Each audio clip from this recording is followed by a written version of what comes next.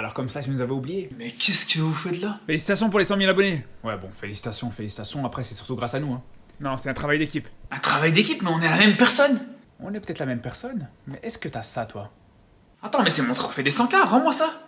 Tu veux dire notre trophée des 100K? Allez, vas-y, rends-le-moi. Bon, je te le rends à une condition.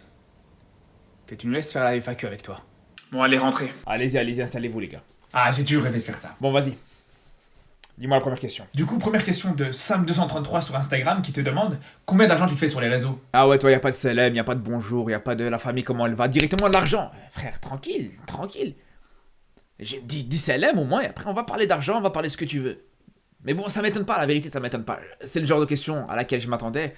Je sais que c'est le genre de sujet que vous aimez bien. Et je vais pas vous mentir que moi-même, en tant que consommateur de YouTube, moi-même, quand il y a un YouTuber que j'aime bien, par exemple, ouais, j'ai envie de savoir combien il gagne. C'est vrai, j'avoue. Et c'est pour ça d'ailleurs que je fais souvent des vidéos. Bon, souvent, j'en ai fait quelques-unes. Des vidéos où je vous parle un petit peu des coulisses de YouTube, de comment je vis et mon expérience par rapport à YouTube. J'avais fait une vidéo il y a pas longtemps, il y a quelques semaines d'ici, où je vous parlais un petit peu des partenariats. Pourquoi jusqu'ici, par exemple, j'ai jamais fait de partenariat sur ma chaîne YouTube. Et je pense que pour la question du salaire et de combien je gagne sur YouTube de manière générale, je pense que j'en ferai une vidéo à part entière où je reviendrai sur ça de manière bien détaillée. Et pour te répondre à ta question, je vais quand même te répondre en partie, mais ça sera sur une prochaine question qui va arriver, je pense, un peu plus tard dans la vidéo. Prochaine question de Jawed, toujours sur Instagram, il te demande tu pensais que tu allais atteindre un jour ce palier? En vrai de vrai, je vais être honnête avec vous. Les gars. Parce que je sais que souvent les youtubeurs ils aiment trop dire ouais non c'est vrai que c'était un objectif depuis très longtemps. Non, la vérité, je vais être honnête les gars. Au moment où j'ai commencé YouTube les gars, franchement, jamais de la vie j'aurais cru qu'un jour j'allais avoir ces 100 000 abonnés les gars. Mais jamais de la vie. Tous ceux qui commencent YouTube au bout d'un moment, on sait très bien, ils sont à 10 abonnés, 20 abonnés, 30 abonnés, 50 abonnés, c'était une dinguerie. Je me rappelle le jour où j'avais, pas 50 000 hein, 50 abonnés. Je me suis dit, c'est une dinguerie. Ah, j'ai percé 50 abonnés, 50 abonnés, je me suis dit, waouh, c'est plus que ma classe. Il y a plus de gens qui me suivent que des gens qui suivaient mon prof à l'époque. Non, vraiment, je rigole, mais c'est comme ça que je pensais. Et après, de manière générale, même petit à petit, moi, je me fixe toujours des objectifs palier par palier. Ça veut dire que quand j'avais les 50 abonnés, d'objectif c'était les 100, quand j'avais les 100 c'était les 200, puis ainsi de suite.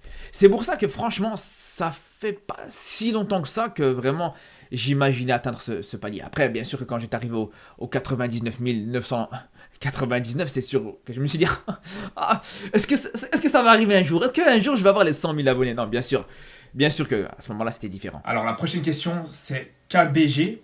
Sur Instagram, il te demande est-ce qu'il y a une chaîne de télévision qui t'a contacté pour faire une chronique un jour? Eh bien ça franchement c'est une très bonne question. Parce que je pense que ça peut vous surprendre. Mais ça m'est déjà arrivé plusieurs fois même que des chaînes de télé elles me contactent. Mais ce qui est paradoxal les gars, et j'ai envie de vous dire c'est même un peu frustrant pour moi, c'est que je trouve que j'ai toujours eu plus de reconnaissance, que ce soit en Belgique ou en France, plutôt qu'au Maroc. Par exemple, il y a plusieurs chaînes de télé. Après c'est pas non plus des dizaines, hein, mais quelques chaînes de télé françaises ou belges, soit qui m'ont contacté. Après, quand je dis me contacter pour faire une chronique, pas forcément pour faire une chronique ou quoi que ce soit, je dis pas que on m'a invité pour remplacer Hanouna sur TPMP non plus. Voilà, on s'entend quand même bien. Mais voilà, j'ai plusieurs fois été contacté. Une fois j'ai été contacté pour participer, pour être invité à une émission.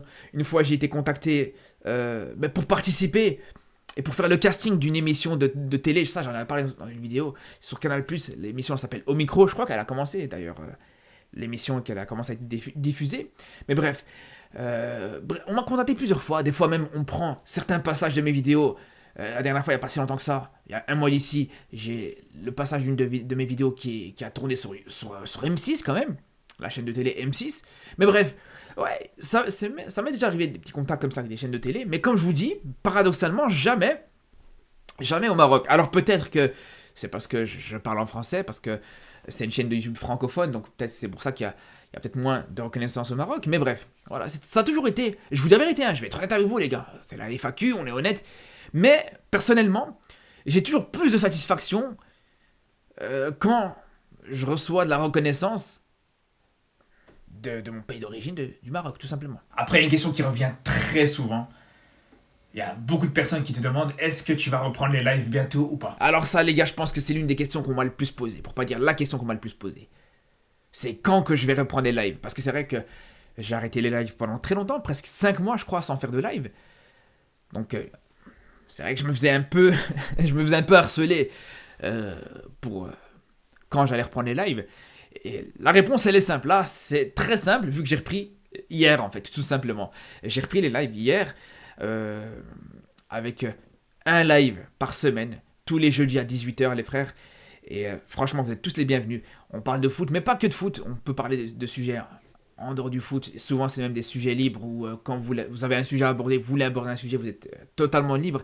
Et franchement, c'est vraiment pas mal, les gars. Je vous dis, il y a quand même des moments très, très mémorables dans ces lives. Donc, vous êtes tous les bienvenus. En plus, pour monter en live, c'est très simple. C'est très, très simple. Pour vous dire la vérité, les gars, avant, c'était par Discord, c'était par ce genre d'application qu'il n'y a pas tout le monde qui connaisse. Maintenant, c'est très simple. Il n'y a pas plus simple que ça, les gars. Attendez, je vais même vous montrer pour vous dire comment ça se passe exactement. Quand je suis en live, alors vous allez voir un écran qui sera comme ça. Et vous allez avoir justement mon numéro WhatsApp qui s'affiche juste ici. Et vous allez pouvoir m'appeler et vous allez pouvoir monter en live tranquillement. Juste comme ça, les gars. C'est WhatsApp, donc je pense que tout le monde sait comment ça marche. Tout le monde sait comment fonctionne WhatsApp aujourd'hui. Donc c'est pour ça que je pense que c'est pas plus mal. Une autre question qui revient beaucoup. Et là, c'est Momov qui te demande pourquoi t'as un problème avec Mbappé. Quoi, moi j'ai un problème avec Mbappé? Non, jamais de la vie. Moi j'aime beaucoup Mbappé, les gars. Qu'est-ce que vous racontez là? Non, là aussi c'est une question qu'on m'a beaucoup posée, les gars. Alors est-ce que je vais répondre ici? Je pense pas que je vais y répondre ici. Ça aussi, ça nécessite une vidéo entière peut-être pour vraiment expliquer ça une fois pour toutes. Mais d'ailleurs, on m'a beaucoup posé des questions en rapport avec le foot de manière générale. Beaucoup de questions liées au football. Qui va gagner pour moi à la CAN 2025? Qui va gagner la Ligue des Champions? Bref, ce genre de questions-là.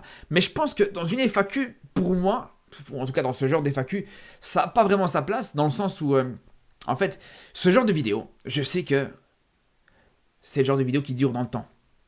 En gros, si tu reviens dans 2, 3, 4 ans, tu reviens sur cette vidéo. Normalement, il n'y a rien qui a changé.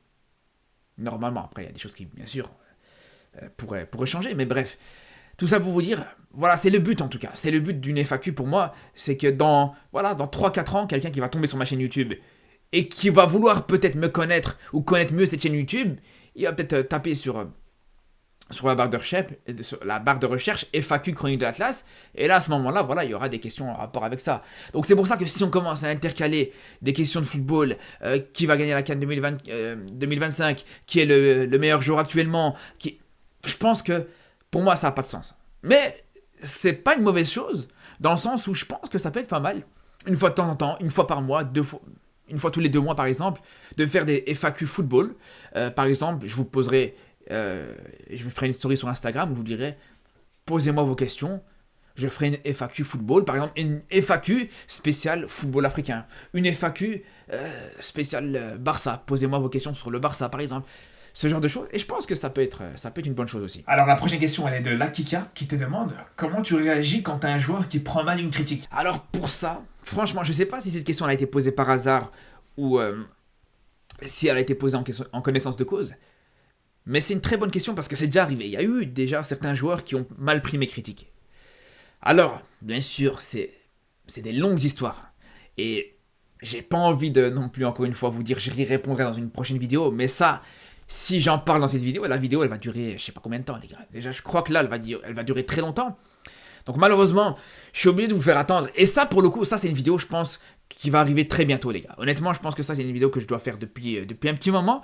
Et je vais la faire très bientôt. Et je pense même que c'est le genre de vidéo qui sera en plusieurs parties. Parce qu'il y a eu plusieurs histoires. Il n'y en a pas eu 150 non plus.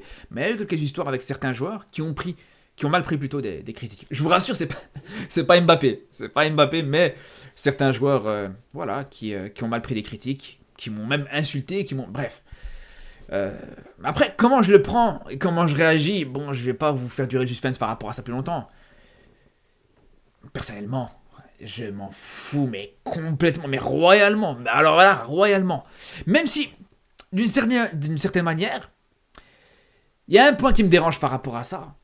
Mais bon, encore une fois, on va pas s'étaler là-dessus, les gars. Promis, je vous dis, on en parlera. On fera une vidéo là-dessus, les gars. Même plusieurs peut-être vidéos là-dessus. Mais je pense que c'est le genre de vidéo qui va vous plaire. Après, il y a RedX qui te demande quelle est ta plus grosse bêtise que tu as pu faire quand tu étais petit. Non, vous les mettez dans la sauce, vous êtes des fous. Là, c'est sûr, il y a mon père, il doit être en train de regarder la vidéo, il doit se dire, ah ouais, c'est vrai ça. C'est quoi la pire bêtise que t'as fait quand t'étais petit? Non, les gars. Non, en vrai, bon. Il y en a une que je pourrais vous dire, les gars, qui est pas mal. Bon, c'est pas une grosse dinguerie non plus. Mais c'est plus la réaction qui est marrante en vrai. C'est quand j'étais petit, j'allais à l'école d'arabe. On prenait des cours d'arabe le week-end et c'était à la mosquée. Et du coup, un jour, pendant la récré, on s'est amusé à faire exploser des pétards. Je pense qu'on l'a déjà tous fait quand on était petit, sauf que c'était interdit bien sûr. On n'avait pas le droit de faire ça là-bas. Et on s'est fait attraper. On s'était fait attraper et on s'est fait convoquer dans le bureau du directeur avec nos parents. Et là, le discours du directeur, franchement, c'était une dinguerie. Vraiment, le discours, franchement, c'était incroyable.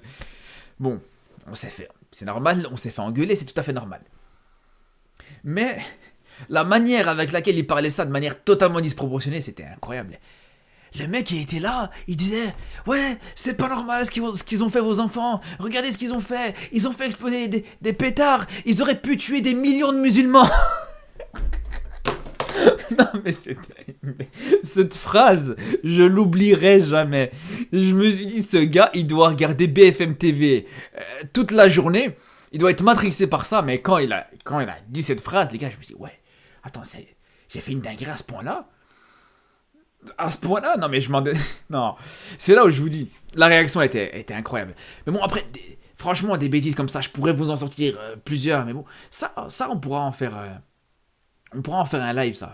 Un live spécial bêtises de quand on était petit. Je vous raconterai les miennes, mais vous me raconterez aussi les vôtres. Pourquoi pas, ça pourrait être pas mal. Après, on a Hamza qui veut connaître ton âge, ta taille et ton poids. Me demande pas pourquoi. Voilà, il doit toujours y avoir des questions bizarres comme ça, voilà. Mais qu'est-ce que ça peut te foutre mon poids et ma taille, s'il te plaît? Qu'est-ce que ça peut te faire? T'es le recruteur du Bayern? Tu cherches un mouton pour l'aide? Que tu veux savoir mon poids, combien je pèse, Moi-même, je sais pas, frère. Voilà, moi-même, je sais pas. Mon âge, j'ai 30 ans. Ma taille, je dois mesurer entre 1m75 et 1m80. Bon, on va dire 1m77. Mon poids, je me suis pesé il n'y a pas longtemps. C'est vrai, je me suis pesé il n'y a pas longtemps. On fait toujours ça. C'est marrant. Hein. Mais quand on doit peser les bagages avant d'aller à l'aéroport, je sais pas pourquoi, on a toujours envie de se peser aussi, de se dire, ah ouais, ça tombe bien, il y a une balance, on va mesurer combien on pèse. Et je crois que j'étais à presque 80 kilos hein, quand même. Hein. Franchement, quelque chose comme ça. Ouais, pareil, entre 78 et 80 kilos. C'était quelque chose comme ça. Je sais plus. Mais voilà, frérot. Même à ma femme, je lui pose pas ce genre de questions, frère. T'es bizarre, toi. Franchement, t'es bizarre. Allez, prochaine question, vas-y, fais-la toi. Sert à quelque chose, toi aussi. Il y a Hamza qui te demande est-ce que tu fais un métier en dehors des réseaux? Alors oui, bien sûr, je travaille. J'ai un autre métier en dehors des réseaux sociaux, de YouTube et tout ça. Je travaille en tant que kinésithérapeute. Comme vous savez, je suis kinésithérapeute spécialiste dans le sport. Je pense que je vous avais déjà dit aussi que j'ai travaillé dans plusieurs clubs de foot professionnels. Et justement, les gars, je me suis dit que ça pourrait être bien une fois que je fasse aussi des petites vidéos sur ça. Parce qu'il y a aussi pas mal de choses à dire. Et j'ai pas mal d'anecdotes à vous dire justement sur le domaine du football professionnel. Et pour le coup, on va pas aller bien loin. Déjà, il y en a beaucoup qui me posent la question, et il y en a eu dans cette FAQ beaucoup qui m'ont posé la question de comment j'ai fait justement pour intégrer le monde du foot pro. Parce que voilà, que ce soit en tant que joueur, en tant qu'entraîneur, ou en tant que même kinésithérapeute, c'est pas un domaine facile d'accès. Donc ça pourrait être pas mal. Une vidéo sur ça, une vidéo sur peut-être les pires anecdotes que j'ai pu avoir dans le foot pro, parce que bien sûr, il n'y a pas eu que des choses positives, il n'y a pas tout qui est beau, il n'y a pas tout qui est rose dans le monde du football, ça, faut pas du tout croire ça, au contraire.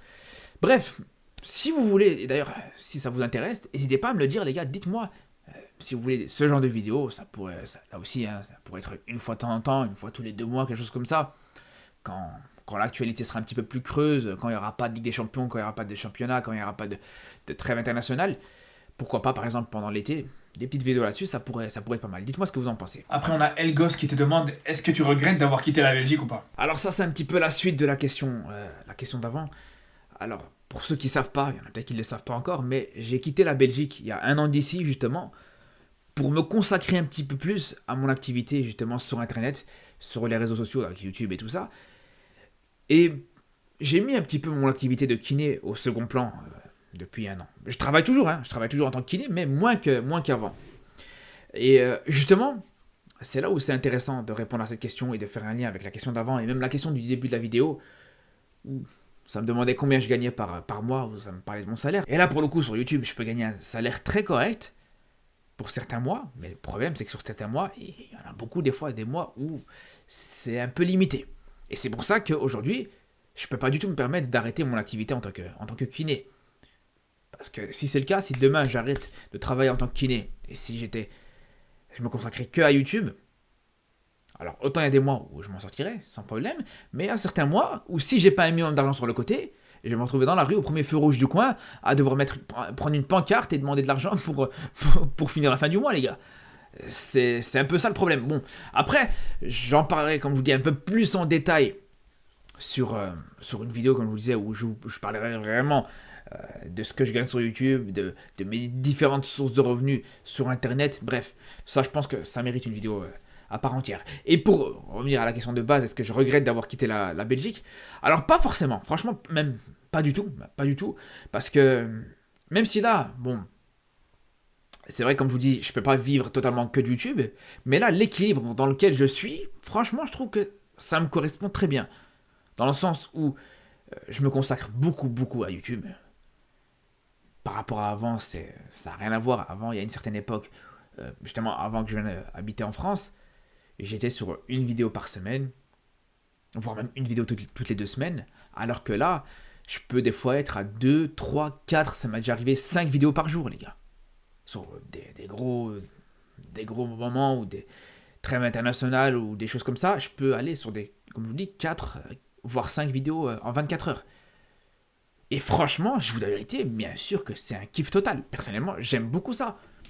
J'aime énormément ça, la vérité, les gars. Même s'il y a vraiment, il y a des mois où il y a des périodes, comme je vous dis, qui sont très compliquées en termes de rush. C'est vraiment les périodes, par exemple, quand c'est la Coupe du Monde, quand c'est la CAN, quand c'est même l'Euro.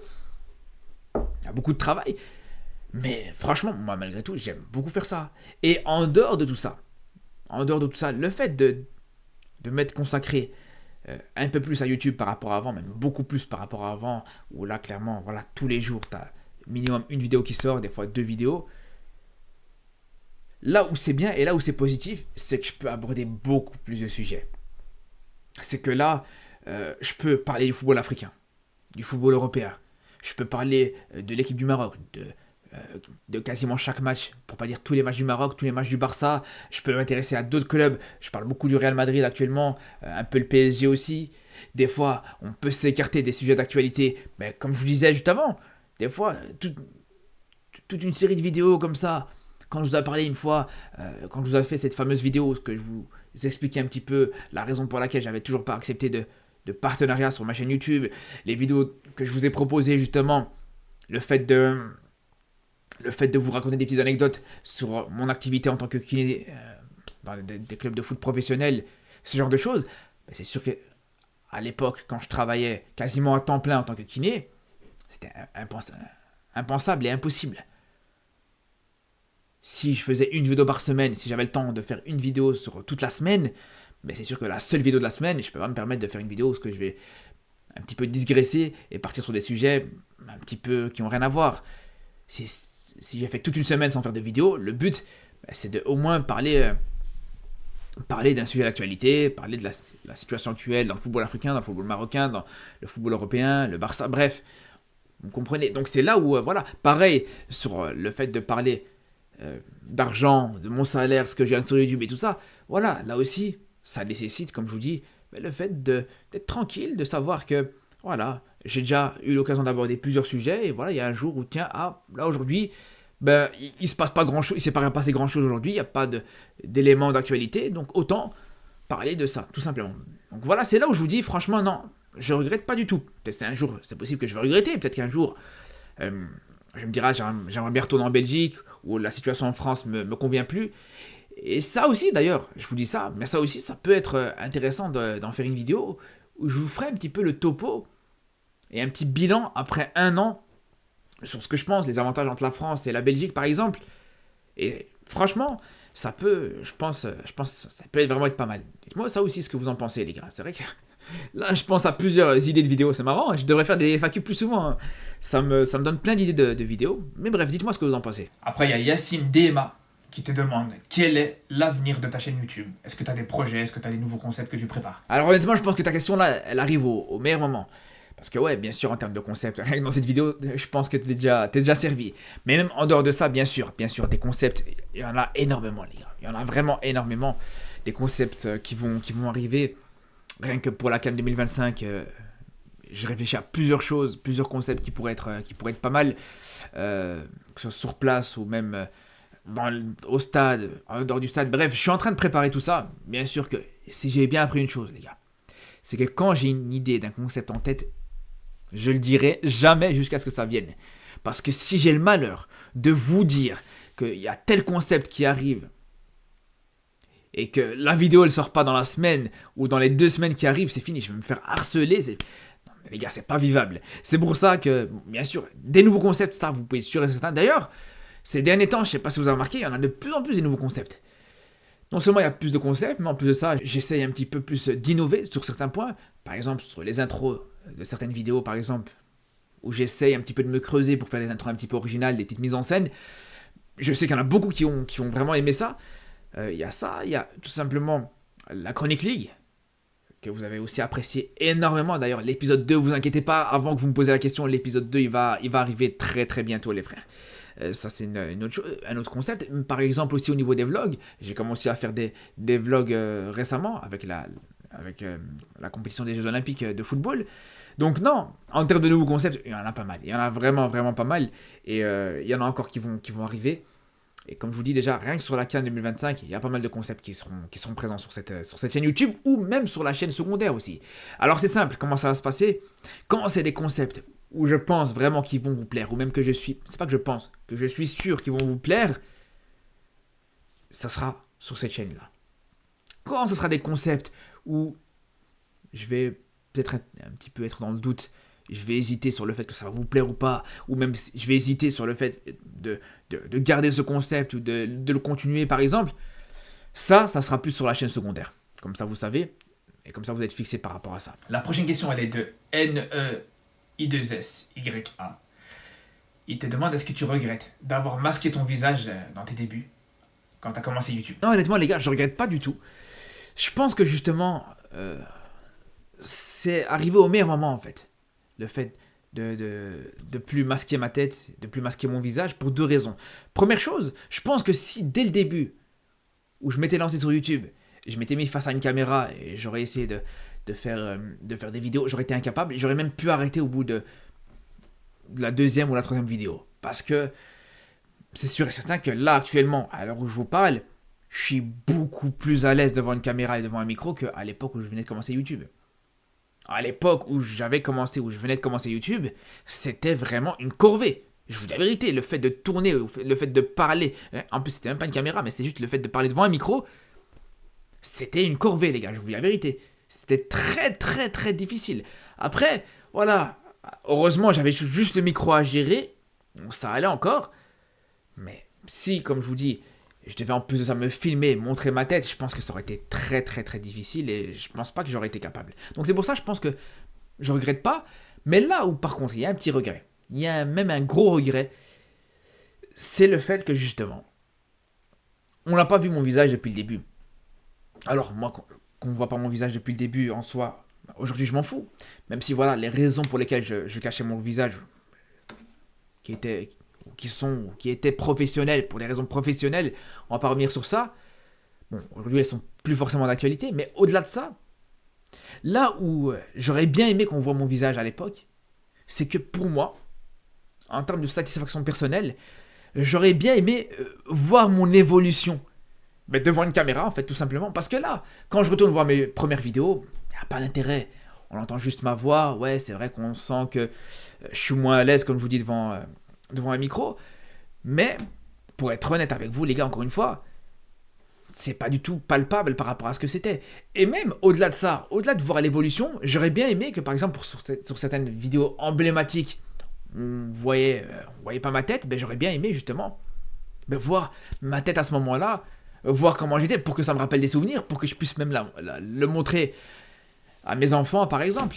Et c'est là où je suis très content pour une chose, c'est que, comme je vous dis, j'ai commencé à révéler ma tête au meilleur moment. Parce que franchement, si pour la Coupe du Monde 2022, les vidéos que j'avais faites à ce moment-là, on voyait pas ma tête, franchement je crois que j'aurais vraiment regretté. Parce que ces vidéos-là, au-delà de l'expérience professionnelle entre guillemets sur YouTube, ça restera un souvenir exceptionnel les gars. Vraiment ça restera un très très beau souvenir. Je vous ai même déjà dit les gars, dans la vidéo où je vous parlais des partenariats rémunérés, que c'est l'une des raisons pour lesquelles sur cette période-là, j'ai totalement refusé de faire un partenariat rémunéré, de faire un placement de produit en début de vidéo, pour pas que ça entache ce souvenir-là, cette expérience-là. Mais bref. Donc voilà, franchement, je regrette pas vraiment, même s'il y a des choses sur lesquelles je me dis, ah, c'est peut-être un petit peu dommage. Après, il y a Inès qui te demande quel est ton youtubeur préféré. Alors les gars, je pense que vous allez être déçus. Je pense vraiment que vous allez être déçus parce que je pense que vous allez être beaucoup à attendre que je vous parle d'un youtubeur football, ou même de plusieurs youtubeurs football, mais honnêtement les gars, je vous dis la vérité, je regarde quasiment jamais de vidéos de youtubeurs football les gars.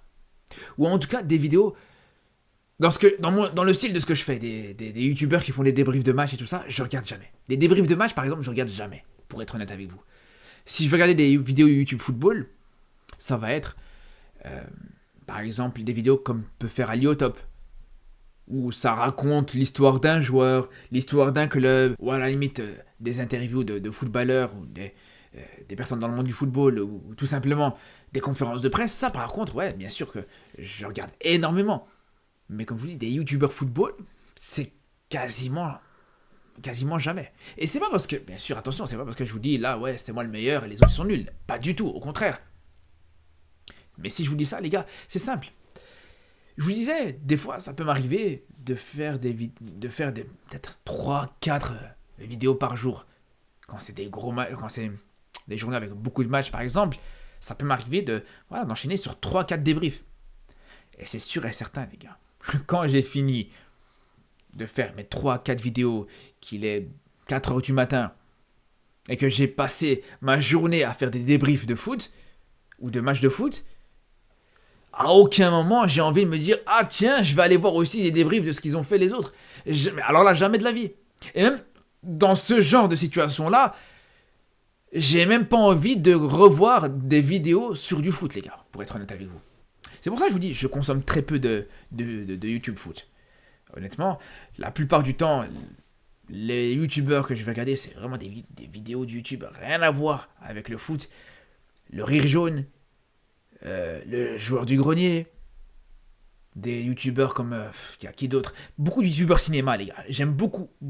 Autant c'est marrant d'ailleurs, autant je regarde pas des débriefs de matchs, mais quand je regarde un film, je vais regarder tous les débriefs, je sais pas si on appelle ça des débriefs d'ailleurs, mais toutes les analyses de films des différents youtubeurs cinéma. Ça c'est quelque chose qui est quand même assez spécial. À la limite, peut-être un youtubeur, je sais pas, est-ce qu'on peut le considérer comme un youtubeur football ou pas? Peut-être pour certains.